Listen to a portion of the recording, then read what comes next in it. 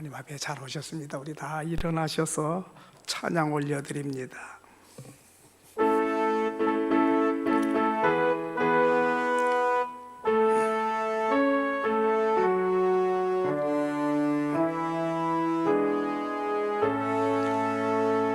성부 성자와 성령 찬송과 영광 돌려보내세.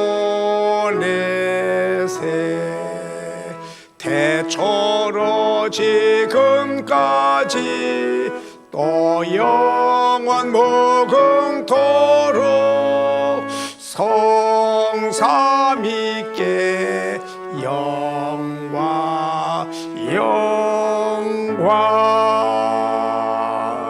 아멘.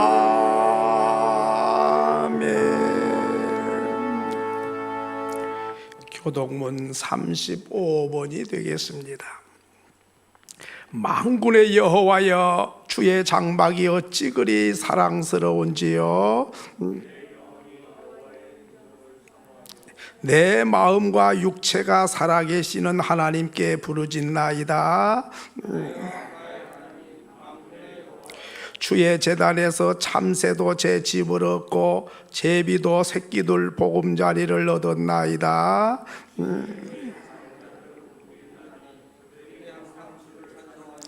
주께 힘을 얻고 그 마음에 시온의 대로가 있는 자는 복이 있나이다. 그곳에 많은 샘이 있을 것이며 이른 비가 복을 채워주나이다.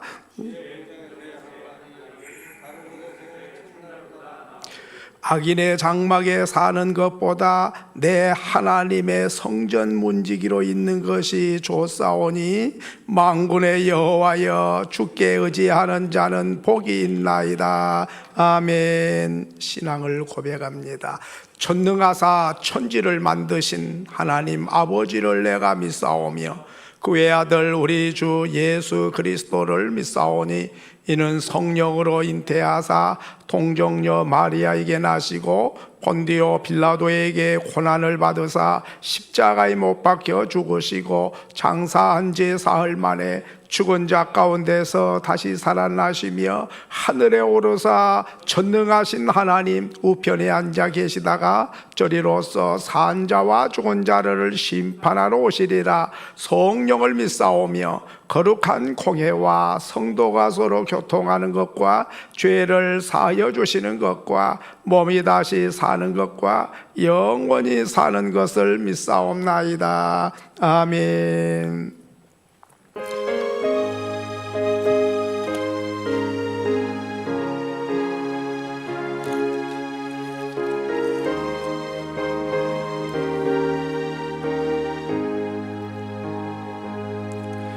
내 영혼의 극히 깊은 데서 맑은 가락이 울려다니 하늘 곡조가 언제나 흘러나와 내 영혼을 고이 싸네.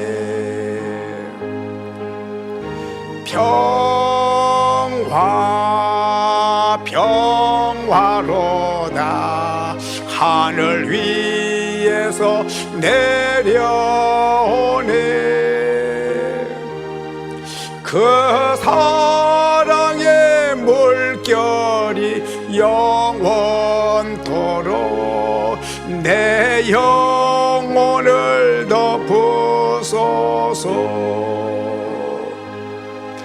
내 마음속에 솟아난 이 평화는 깊이 묻힌 보배로다. 나의 보화를 캐내어 가져갈 자 그 아무도 없으리라.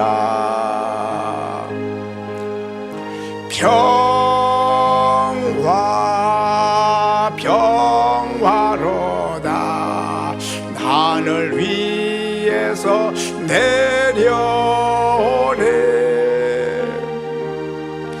그 사랑의 물결이 영원토록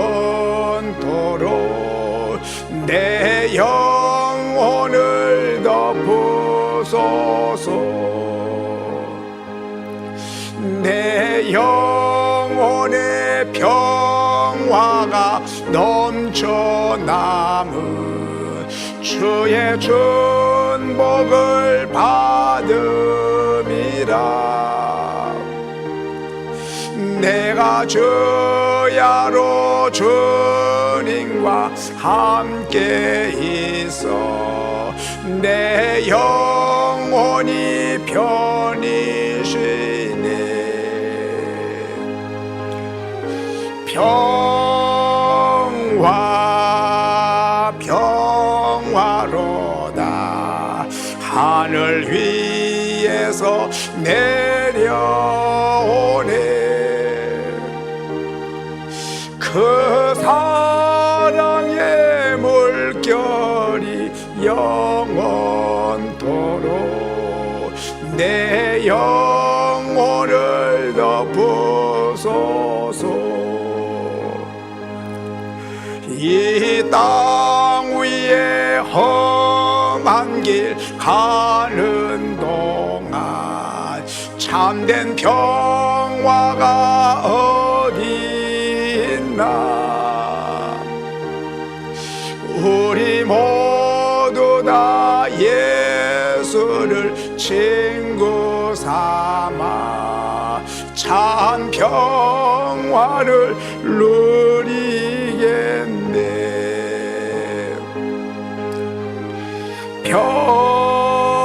평화 평화로다 하늘 위에서 내려오네. 그 사랑의 물결이 영원토록 내 영혼.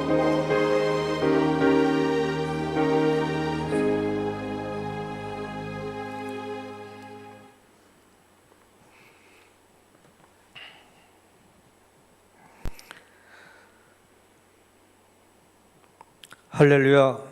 사랑과 은혜가 충만하신 하나님 아버지 감사합니다. 여러 가지 어려운 일상의 나날들 속에서도 이 시간 주님께 귀한 예배를 드리는 귀한 시간들을 허락하여 주심을 감사드립니다. 각각의 처소에서 드려지는 저희들의 마음 하나하나가 이 시간만큼은 온전히 예배에 집중되게 인도하여 주시옵고 예배의 소중함에 감사함으로 함께하는 예배자가 되게 하여 주시옵소서. 코로나19의 병마가 일상의 삶을 위협하고 또 태풍 등의 자연재해가 삶의 어려움을 더하고 있는 이 시기에 저희가 서로를 돌아보고 위로하는 삶을 나누기를 위한 노력이 계속되게 하여 주시옵소서. 지난 시간들이 삶에 저는 입술로만 주님을 찾고 저 스스로의 삶은 여전히 세상에 속해서 주님의 마음을 아프게 하고 다른 이들의 마음에 상처가 있게 하였음을 용서를 구합니다. 주님의 자녀로서 직분자로서의 부족한 부분이 많았음을 고백합니다. 몰라서가 아니라 알면서도 고쳐지지 않는 삶의 자세들이 더 이상은 저에게 계속되지 않게 하여 주시옵소서. 여전히 혼란한 세상 가운데 놓여져 있는 주님의 귀한 자녀들이 있습니다. 주님의 귀한 말씀이 옳지 않게 이용되고 전도되어야 할 이들에게 불신의 모습으로 각인되어지고 있는 이 상황 속에서 저희는 오직 주님만을 바라보고 나아가게 하여 주시옵소서. 온전한 옳고 분별할 수 있는 저희가 되게 하여 주시옵소서. 몸이 불편하신 당회장 목사님의 쾌유를 허락하여 주셨고 건강한 몸과 마음으로 주님이 백성에게 주님의 말씀을 담대히 전하는 청지기로서 함께하여 주시옵소서. 전하시는 말씀 속에 큰 뜻을 잘 깨닫게 하시고 저희 삶에 실천이 있게 하여 주시옵소서. 참으로 어려운 시기에 교회학교의 어려움을 아시는 주님을 전하고 알리고자 하는 전도사님과 교사들의 수고에 힘이 되어 주시옵고 지쳐 쓰러지지 않는 인내와 지혜가 있게 하여 주시옵소서. 교회에 많은 기관들이 있습니다. 이런 시기일수록 더욱 스스로를 돌아보고 주님의 자녀로서 더 굳건한 믿음을 키우는 시간들이 되기를 기도합니다. 얼마 전 병고에 힘드셨던 몰로 목사님의 건강이 회복되어지고 있다고 합니다. 노년의 삶을 더욱 위로하여 주셨고 보살펴 주시리라 믿습니다. 많은 환우들의 건강이 우려되고 마음의 상처에 위로의 손길이 필요한 이들에게 늘 함께해 주심에 감사드립니다. 저희들의 귀한 위로와 마음들이 함께 하시기를 기도합니다. 먼 곳이 아닌 우리 삶 속에서 주님의 자녀로서 의로운 주님의 청지기가 되는 우리 자세가 중요한 시기입니다. 더욱 기도하고 예배드리고 말씀에 집중하는 저희가 되게 하여 주시옵소서. 이 모든 말씀 예수님 이름으로 기도드렸습니다. 아멘.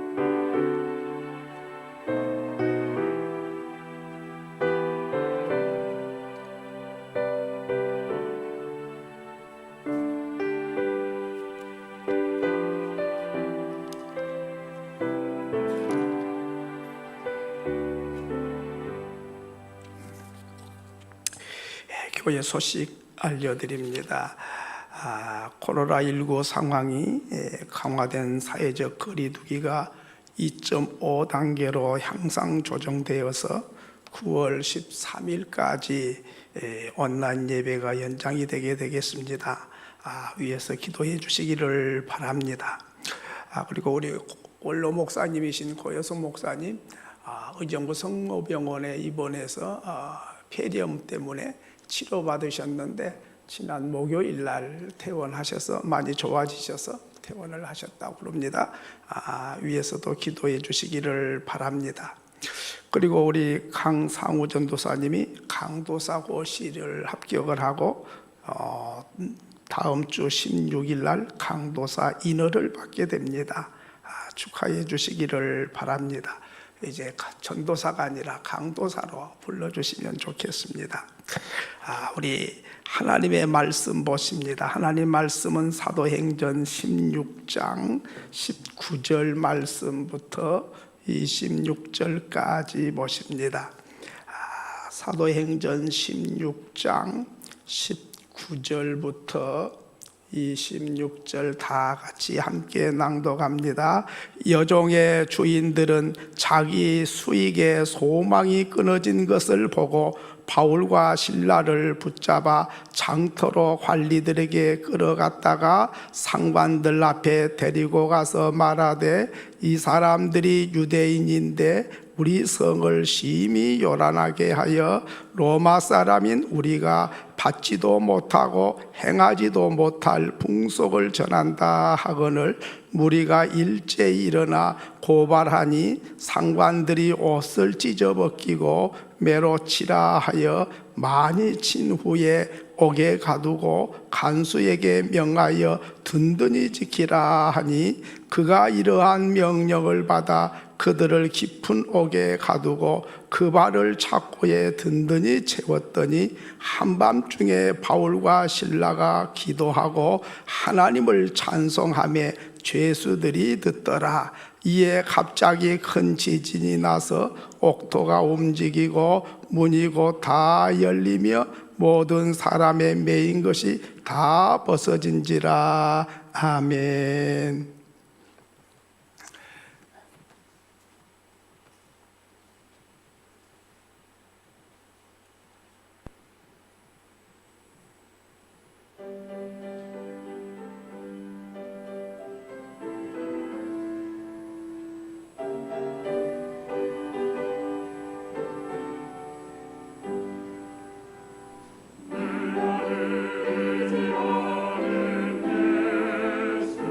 나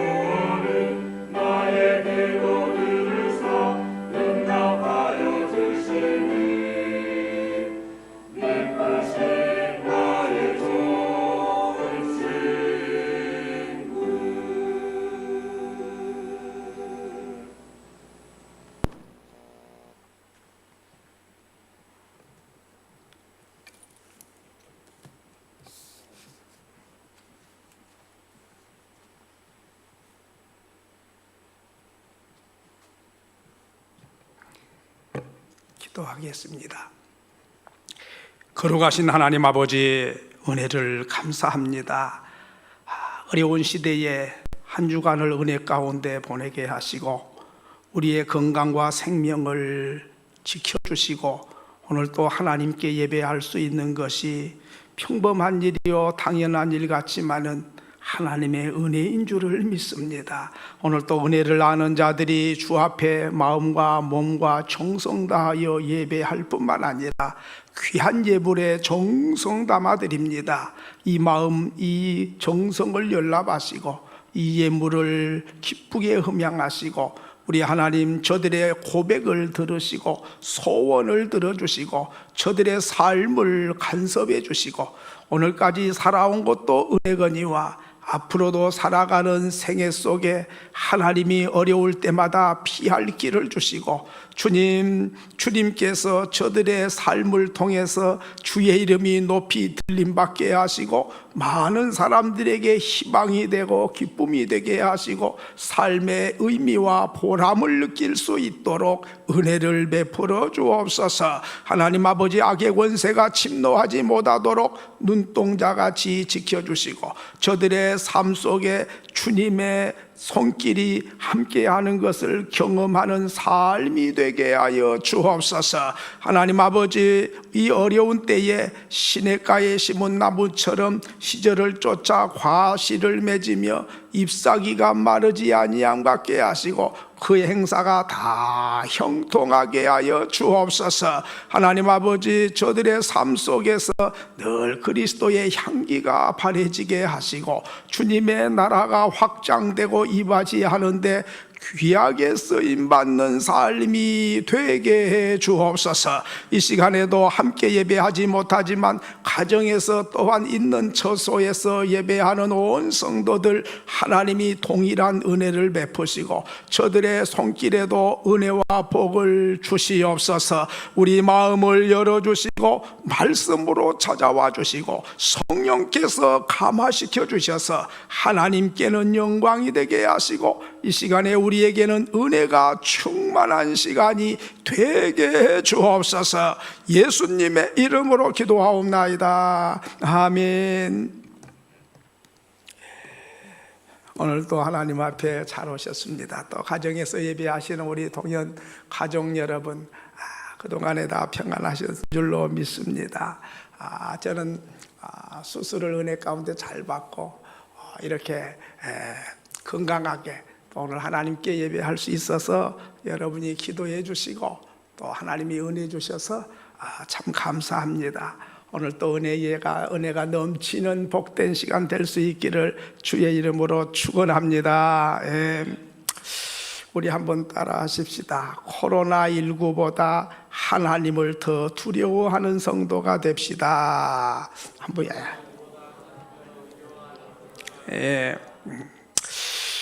오늘 본문은 지금 상황이 참 어렵잖아요. 그래서 한밤의 찬송, 밤은 뭐 어두운 것만 밤이 아니고 상황이 밤이다 그 말이죠. 코로나19 때문에 우울해지고 두려워지고 자유도 없고 또 경제도 안 좋고 또 몸도 안 좋고 또 분위기가 참 안 좋잖아요. 이게 참 표현을 한다면 밤과 같아요.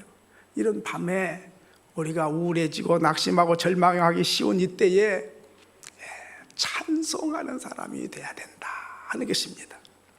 오늘 본문은 무슨 내용이냐 하면 바울이 전도 여행을 떠났는데 전도하러 가서 이제 기도할 장소를 찾게 됐어요. 바로 그것이 이제 16장 16절에 보면 우리가 기도하는 곳에 가다가, 여러분 우리 성도들은 어디를 가든지 먼저 기도하는 것이 습관이죠. 떠날 때도 기도하고 도착해서도 기도하지만은 그 지역에 머무르게 되면 기도할 장소를 찾는 거예요. 좋은 사람 만나서 차도 마시고 대화를 하려면 좋은 분위기 좋은 카페를 찾은 것처럼 하나님의 백성은 어디를 가든지 하나님께 조용하게 기도하고 묵상하는 장소를 찾는 것이 참 귀한 일입니다. 그래 기도 장소를 이렇게 찾아가고 있었는데 웬 여자가 나타나가지고 외치는 거요. 오늘 17절에 보니까 그 여자는 귀신 들려가지고 점쳐주는 사람인데, 바울을 처음으로 만난 사람인데 이렇게 외치는 거예요. 그가 바울과 우리를 따라와 소리질러 이르되, 이 사람들은 지극히 높은 하나님의 종으로서 구원의 길을 너에게 전하는 자라. 아니, 귀신 들린 여자가 바울을 한 번도 본 적도 없고 만난 적 없는데 이렇게 외치는 거예요. 지극히 높으신 하나님의 종들이다. 그리고 구원의 길을 너에게 전하는 사람이다. 귀신 들린 사람이 귀신같이 맞췄어요. 그런데 한 번만 그런 게 아니에요. 18절에 보니까 이같이 여러 날을 하는지라, 날마다 쫓아다니면서 바울을 보고 지극히 높으신 하나님의 종들이고 구원의 길을 말해주는 사람이다 막 소리 질러요. 그러면 내가 바울 입장 같으면은 뭐라고 그럴까요? 야, 이거 귀신 들린 게 귀신같이 맞히네. 어떻게 나를 알아보냐? 야, 이거 보통 사람 아니네. 아무도 나를 알아본 사람이 없어. 그런데 하나님의 거룩한 종인 것도 알아보고 구원 소식을 전해준다는 것도 알아봐. 야, 나하고 친구하자. 네 마음하고 딱 맞네. 나를 알아봐 준 사람 너밖에 없다. 그렇게 생각할 것 같은데 바울은 생각이 달랐어요. 오늘 뭐라고 합니까? 내가 네게 명하노니 그에게서 나오라. 귀신이 즉시 나오는지라. 귀신을 쫓아내버린 거예요. 아니, 귀신이 맞는 말을 했는데 왜 쫓아내야 될까요? 잘 들어봐야 되는데.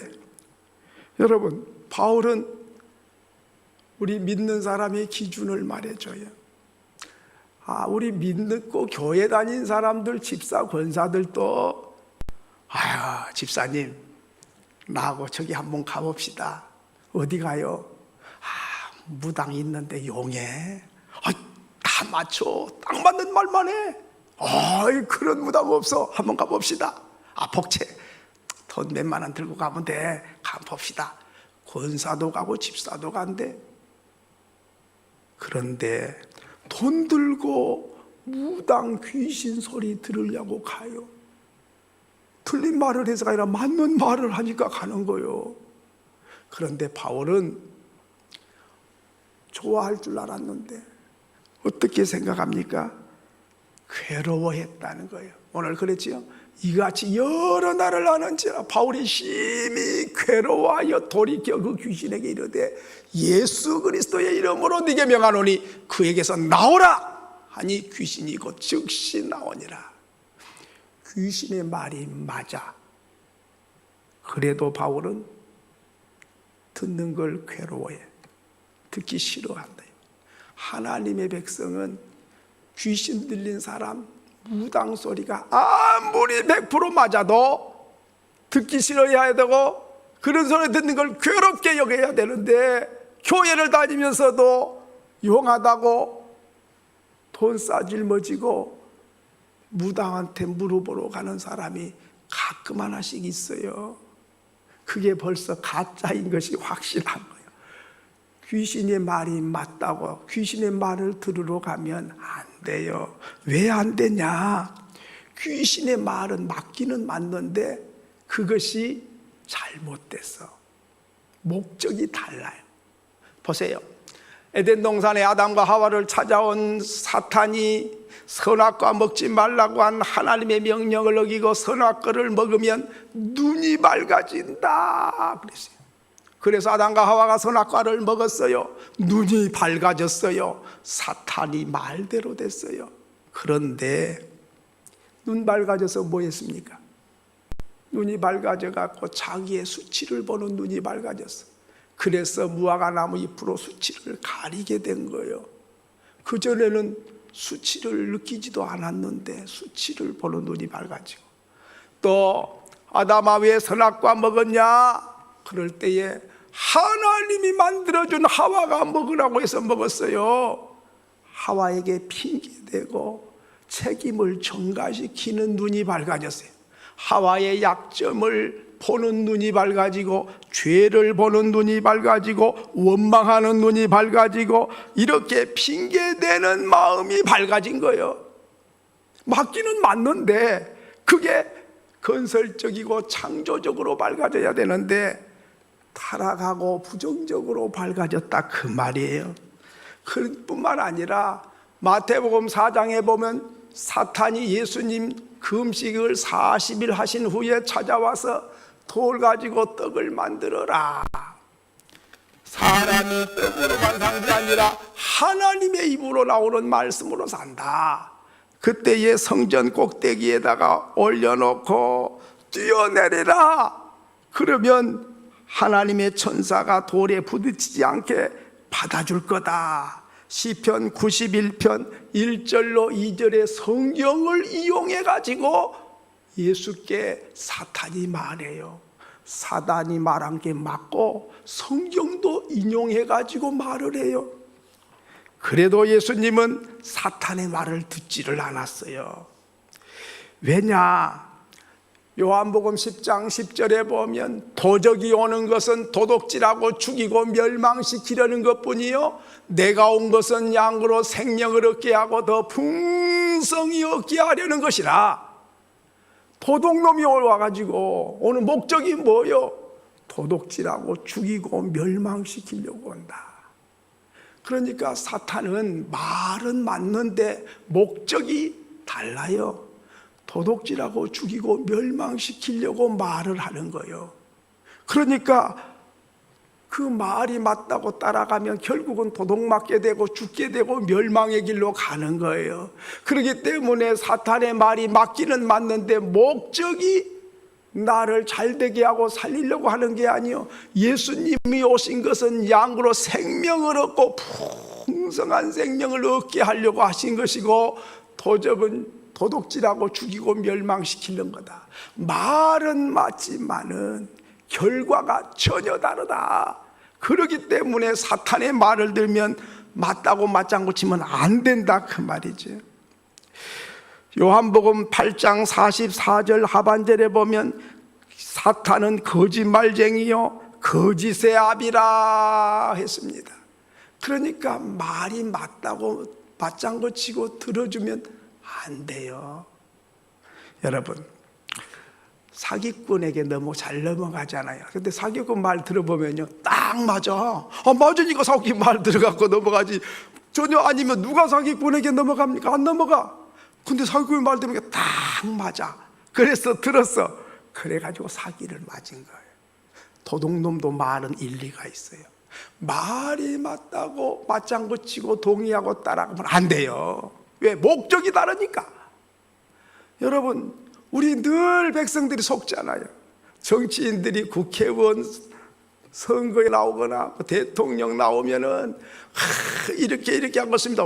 말 들어보니까 막 지상천국이 되고 나라가 잘 될 것 같아. 그래서 그냥 딱 찍어줬어. 그리고 났더니 전혀 아닌 거예요. 그런 게 많잖아요. 마찬가지로 사탄의 말은 마저도 안 들어야 될 이유가 거짓말이고 목적이 다른 데 있어요.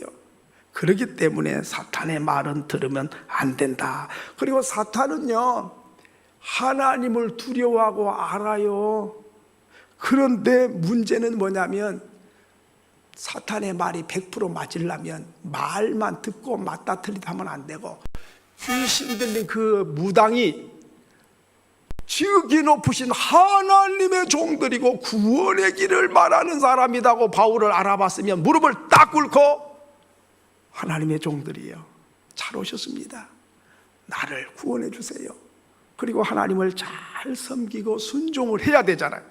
그런데 말로는 지극히 높으신 하나님의 종들이고 구원의 길을 말하는 사람이라고 말을 하면서 하나님을 경배하지도 않고 순종하지도 않고 믿지도 않고 따르지도 않아. 그러니까 우리는 속는 게 뭐예요? 말만 들으면 속아. 그 말이 증거가 되려면 말하는 사람의 행동과 삶이 증거가 돼야 그 말을 믿을 수 있는데, 말은 맞는데 하나님과 반대로 가.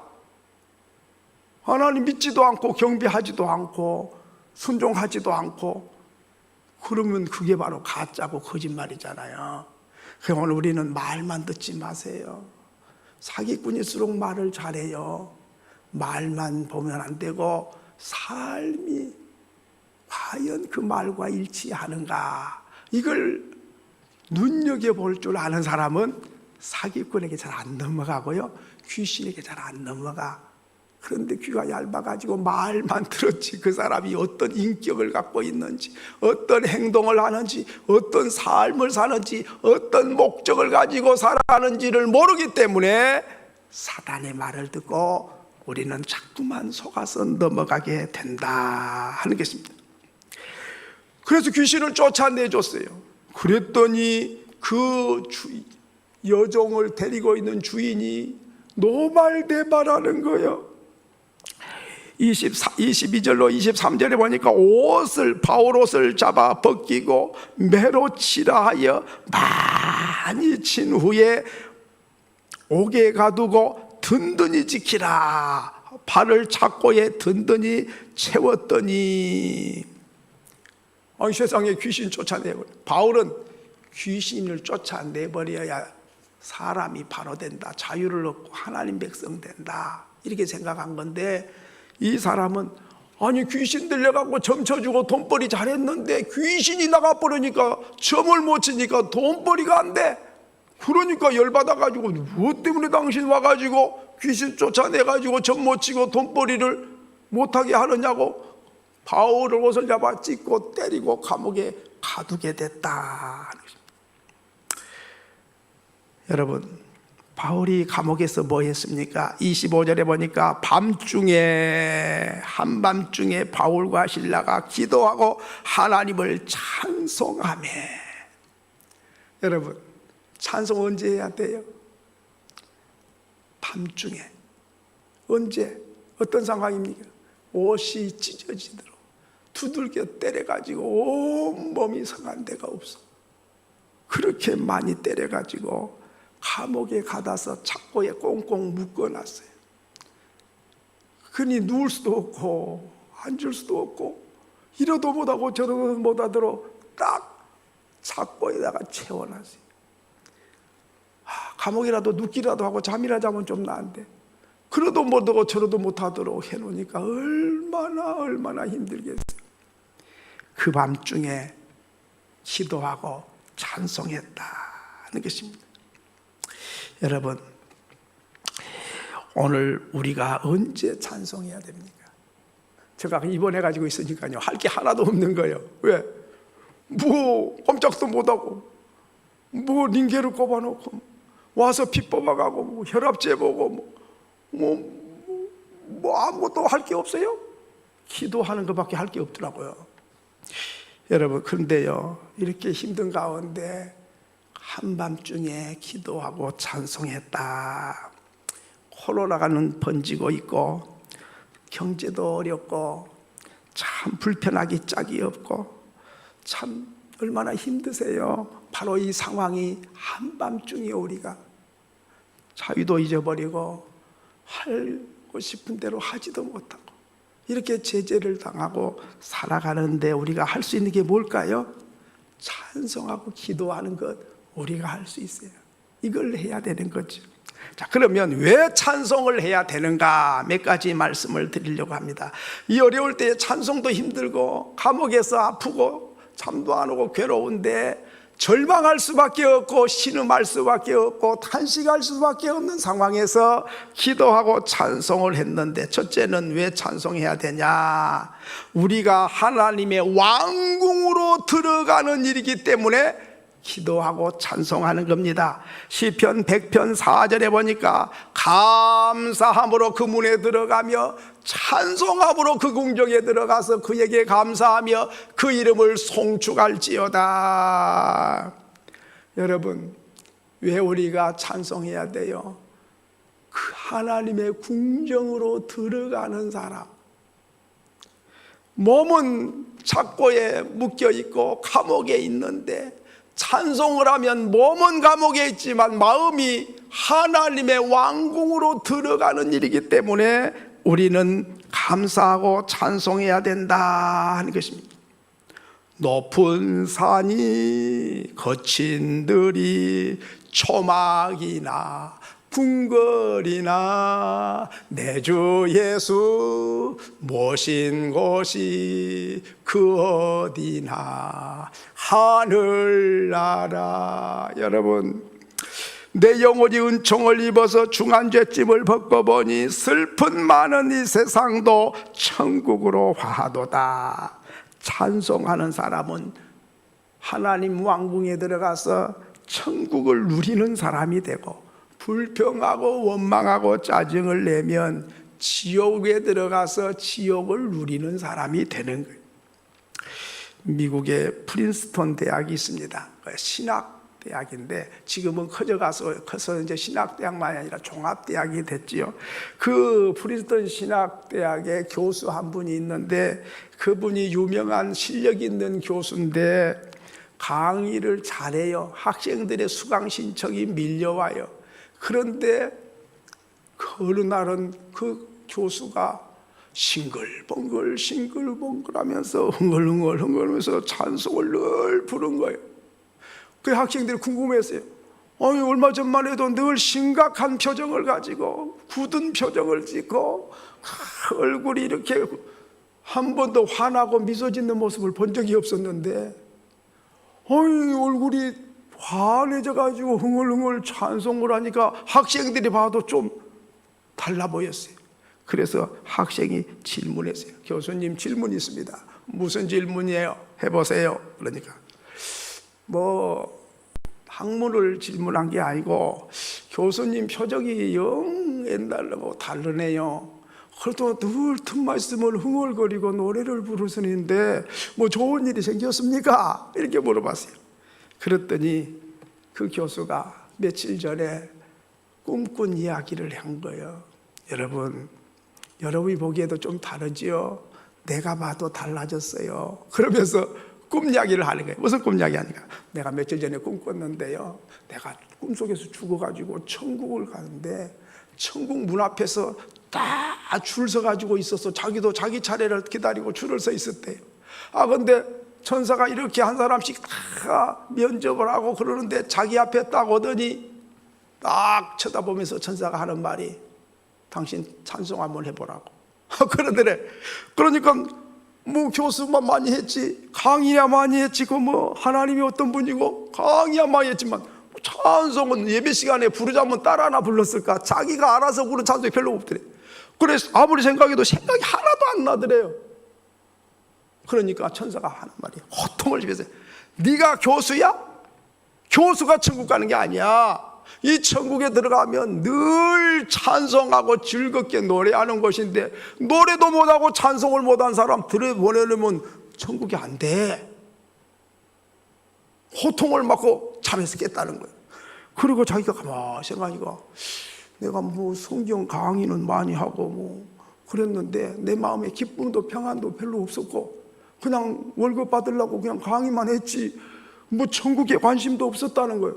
근데 자기가 가만히 그 말 듣고 깨가지고 생각하니까, 내가 가짜네, 가짜. 천국도 못 들어가는 주제가 뭔 신학을 강의를 해.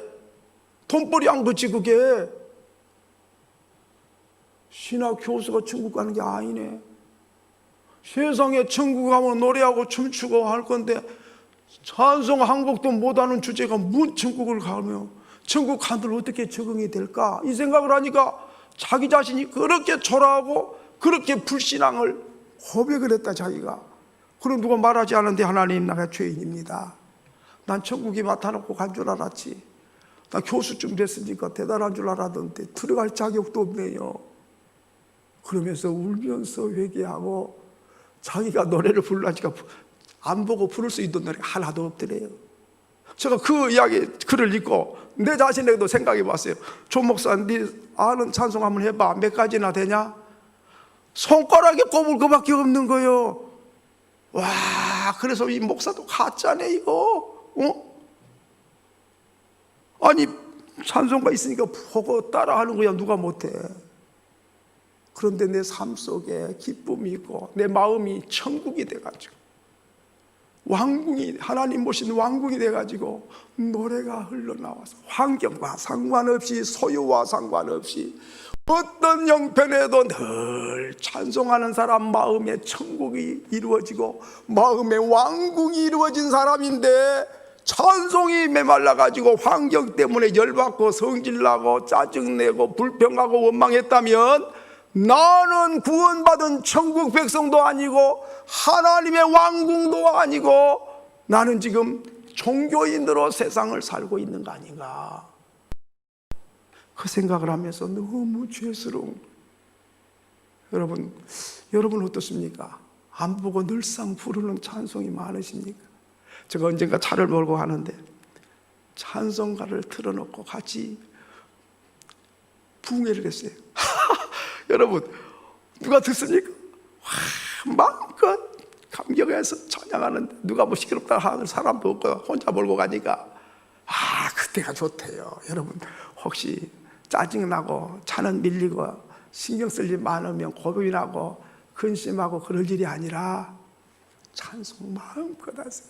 마음에 하나님을 모신 왕궁이 이루어져야 내가 행복자가 되지. 우울하고 환경이 안 좋고 밤중처럼 깜깜하고 괴롭고 잠 못 이루는 인생이 어떻게 행복할 수 있고 어떻게 천국 백성으로 삽니까? 찬송하는 사람은 왕궁에 들어간 것처럼 찬송한 사람 하나님 마음이 모시고 마음에 하늘나라의 왕국을 누리게 된다.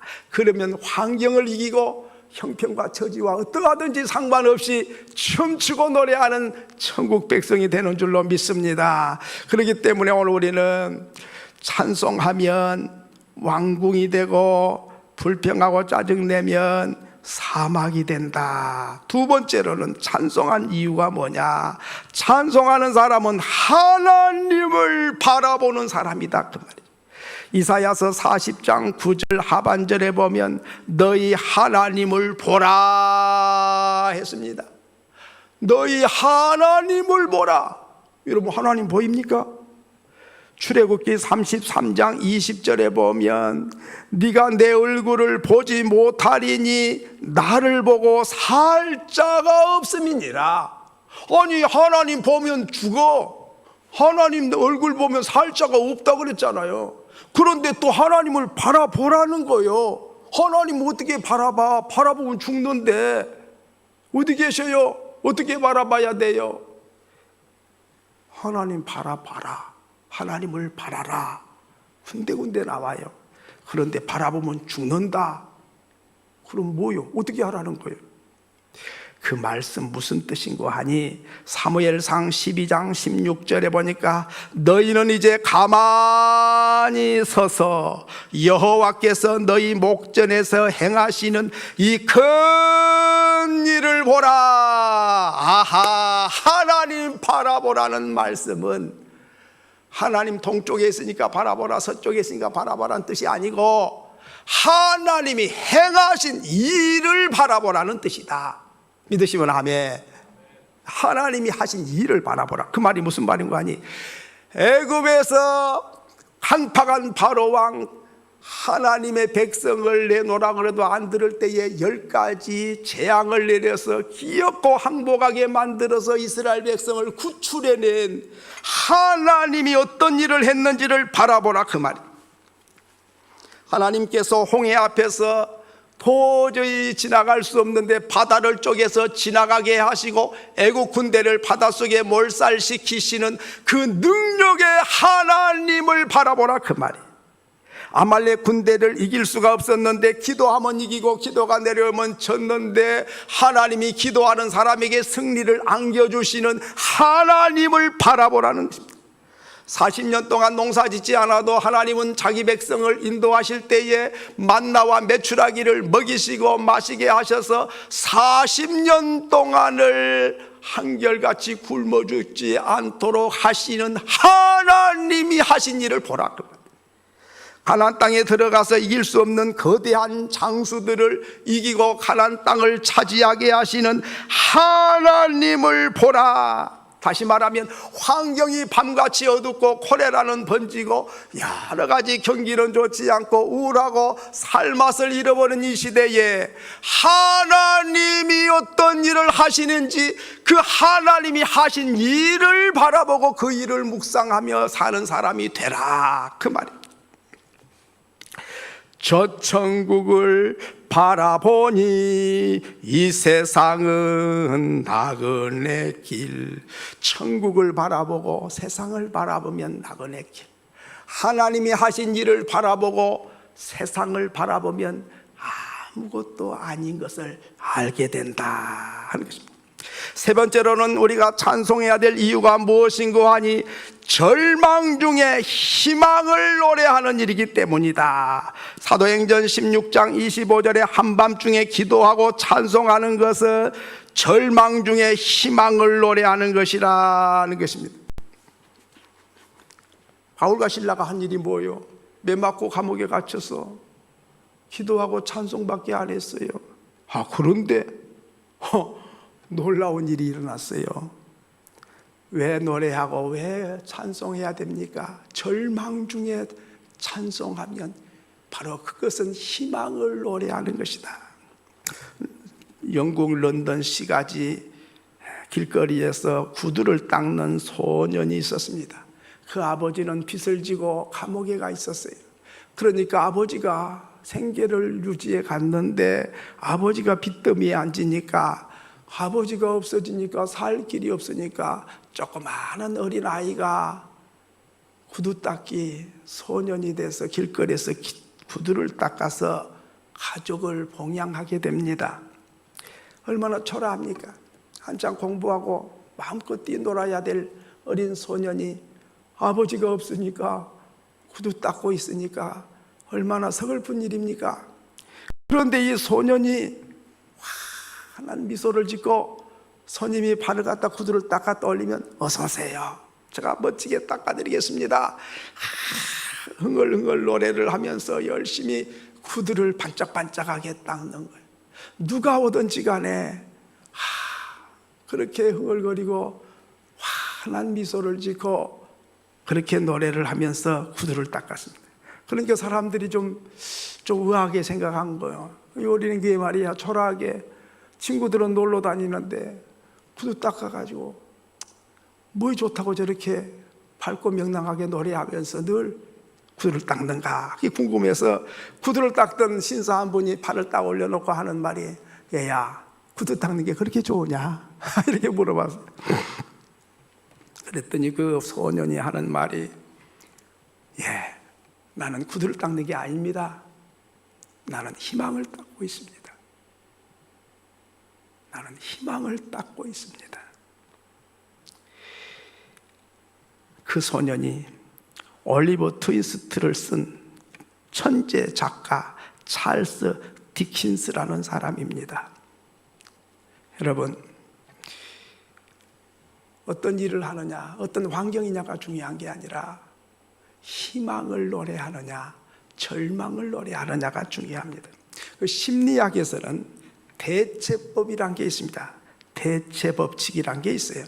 이게 뭐냐면 마음에 의자가 하나밖에 없다는 거예요.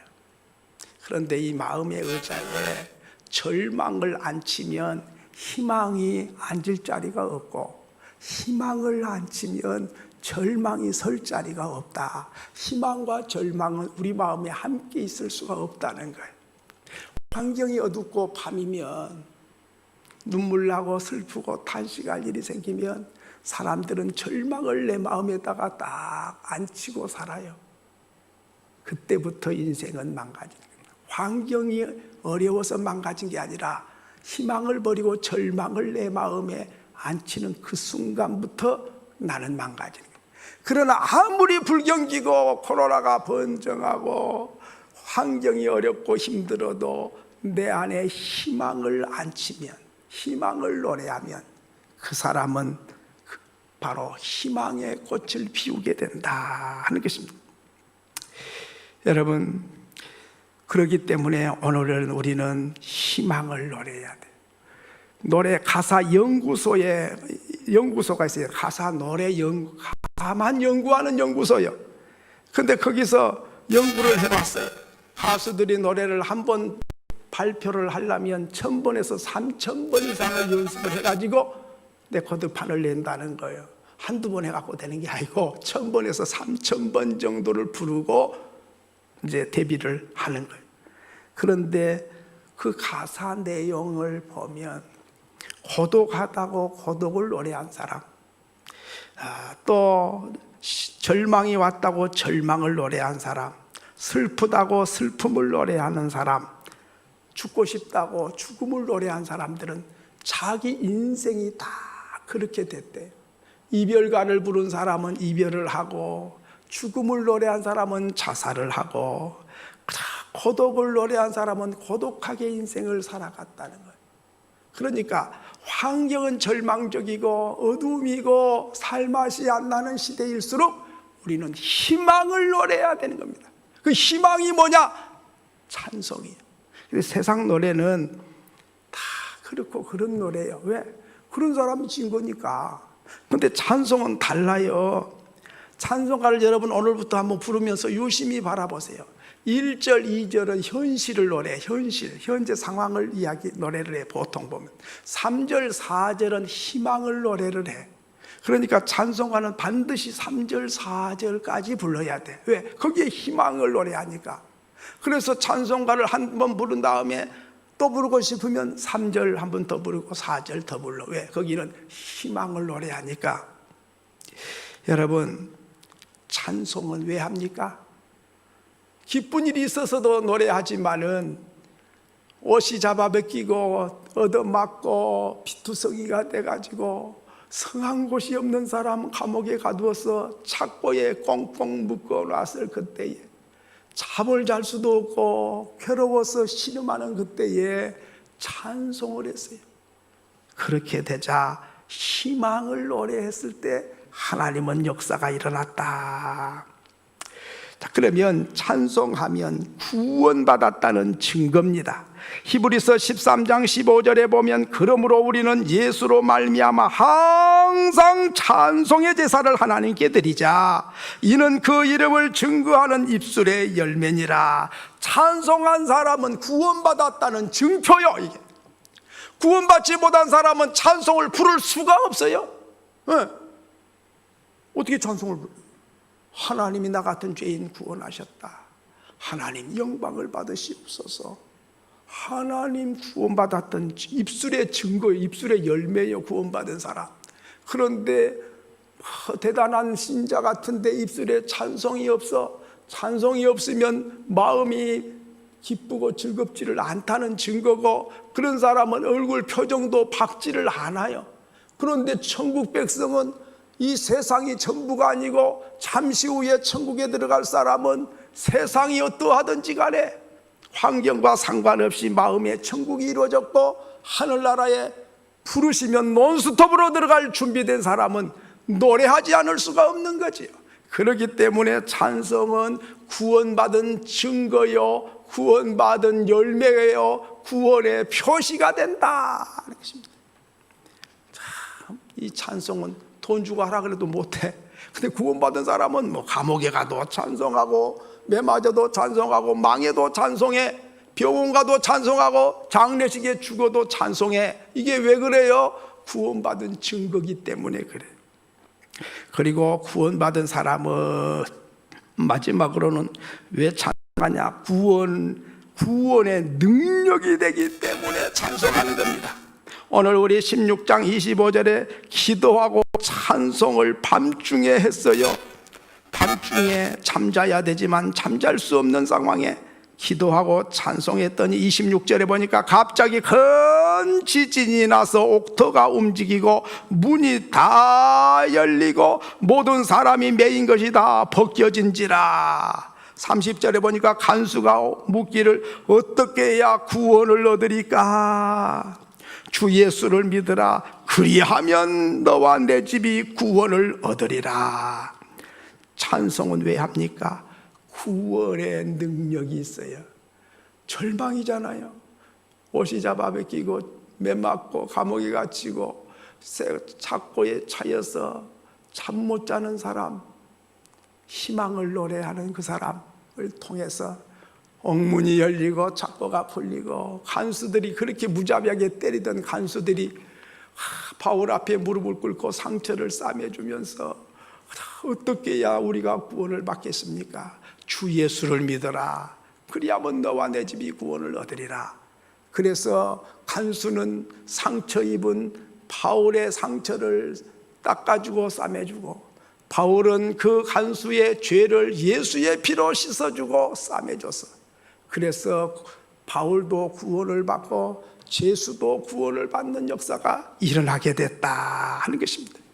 이제 말씀을 맺습니다. 사랑하는 성도 여러분, 무당의 말은 듣지 마세요. 귀신의 소리는 아무리 오라도 들으면 안 됩니다. 왜? 목적이 도둑질하고 죽이고 멸망시키려고 하는 말이기 때문에 맞는 말 같지만은 그것은 도둑 맞는 일이요 죽는 길이 되기 때문에 그렇습니다. 그리고 찬송은 하나님의 왕궁으로 들어가는 입구가 됩니다. 내 마음의 왕궁이 돼야 됩니다. 환경이 어려울수록 내 마음의 왕궁, 하나님 모신 왕궁이 돼야 되는데 찬송을 잃어버리면 내 마음이 황폐화되고 사막이 되고 광야가 되고, 그래서 불평과 원망과 짜증이 나고 슬픔과 탄식이 나오면 안 되기 때문에. 그리고 찬송은 희망을 노래하는 것입니다. 좋은 일이 생길 때, 형통할 때 부르는 것이 아니라 고난 중에 한밤중에 매맞았을 때, 잠 못 이룰 때에 찬송하는 사람, 그 사람이 희망의 나라를 나아가는 사람입니다. 그리고 찬송은 구원받은 증거입니다.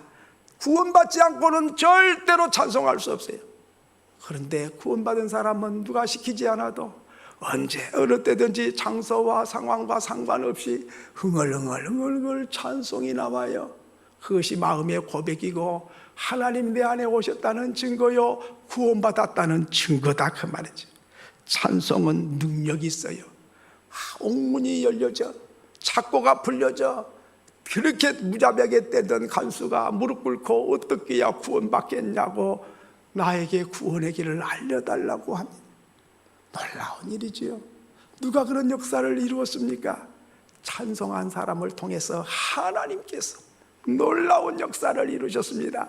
저와 여러분이 이 한밤중에 찬송, 코로나 중에 찬송, 불경기 중에 찬송, 고난과 아픔 중에 찬송, 참 살맛 안 나고 참 따분하고 괴로움 중에 우리 할 일이 뭡니까? 기도하고 찬송합시다. 바로 그런 사람을 통해서 내 마음에 왕궁이 이루어지고 구원받은 증거가 나타나고 구원의 역사가 일어나는 그런 경험을 누리시고 그런 경험을 증거하는 저와 여러분 될 수 있기를 주의 이름으로 축원합니다. 기도하겠습니다. 이 시간에 우리 같이 한번 기도합시다. 오늘 주신 말씀을 마음에 새기고 이 어두운 밤이 깊어가는 이때, 죄악의 밤도 깊어가고 참 마지막 때인 것을 우리가 경험하고 있습니다. 환경만 바라보면 슬플 수밖에 없고 탄식할 수밖에 없습니다. 그러나 한밤에 할 일은 기도하고 찬송하는 일밖에 없습니다. 하나님, 환경이 문제가 아니라 찬송이 중단된 내 마음이 문제가 되고 또 주님 기도가 끊어진 것이 더 중대한 문제입니다. 하나님 아버지, 우리의 믿음이 다시 첫 믿음을 회복하고 기도와 찬송으로 구원의 증거를 나타내는 우리가 되게 해달라고 다 같이 합심해서 잠시 한번 기도합니다. 걸어가신 하나님 아버지, 은혜를 감사합니다. 아버지, 참 환경적으로도 밤이고 또 형편이 밤입니다. 죄악의 밤이 깊어가고 있고 아버지, 점점 어두워져 가고 있습니다. 온 백성들이 우울해지고 참 힘을 잃어가고 있습니다. 이와 같은 때에 바울과 실라가 감옥 안에서 기도하고 찬송한 것처럼 오늘 우리가 찬송과 기도를 쉬지 말게 하여 주옵소서. 찬송하는 자는 왕궁에 들어가는 사람이요, 찬송하는 사람은 하나님을 바라본 사람이요, 찬송하는 사람은 희망을 노래하는 사람이요, 찬송하는 사람은 구원받은 증거요, 찬송하는 사람은 구원의 능력이 임하는 사람이라 했습니다. 하나님 아버지, 오늘 우리가 찬송이 잃어버려서 아버지 너무나 황폐해지고 있지 않습니까? 찬송을 회복하게 하시고 기도의 줄을 붙잡게 해 주옵소서. 그래서 주님, 밤중에 찬송하는 바울처럼 이 시대에 찬송하는 우리 모두가 되게 하여 주옵소서. 걸어가신 하나님 아버지, 은혜를 감사합니다. 참 무당이 하는 말이 100% 맞지만은 듣기를 거부하고 괴로워했던 바울의 모습을 보았습니다. 왜냐하면 말은 맞지만은 목적이 다른 곳에 있었기 때문인 줄로 믿습니다. 하나님 아버지, 오늘 우리는 사람의 말만 듣지 말게 하시고 그의 인격과 그의 삶이, 그의 목적이 어디에 있는지를 자세히 살피고 들을 수 있는 사람 되게 해 주옵소서. 찬송은 하나님의 왕궁으로 들어가는 입구가 된다 했습니다. 찬송함으로 궁전에 들어간다 했습니다. 찬송해야 내 마음의 왕궁이 이루어지는데 찬송이 중단돼서 마음이 황폐화되고 사막이 되고 괴로워서 실망할 때가 얼마나 많습니까? 찬송함으로 마음의 왕궁을 이루게 하시고, 찬송함으로 희망을 노래하게 하시고, 찬송함으로 구원받은 증거를 나타내는 열매가 되게 하시고, 찬송함으로 구원의 능력이 나타나서 기적이 일어나고 구원 역사가 일어나게 되는 줄로 믿습니다. 하나님 아버지, 우리 모두가 환경을 탓하고 어둡다고 방황하거나 괴로워할 일이 아니라 하나님 앞에 기도와 찬송으로 주님과 관계가 회복되게 하시고, 하나님이 하신 일을 바라보게 하시고, 하나님이 어떤 역사를 이루신 분이신지를 기억하고 아버지, 그 능력을 믿고 기도하며 찬송하며 나아가는 우리 모두가 되게 하여 주옵소서. 예수님의 이름으로 기도하옵나이다. 아멘. 우리 다 일어나셔서 찬양 올려드립니다.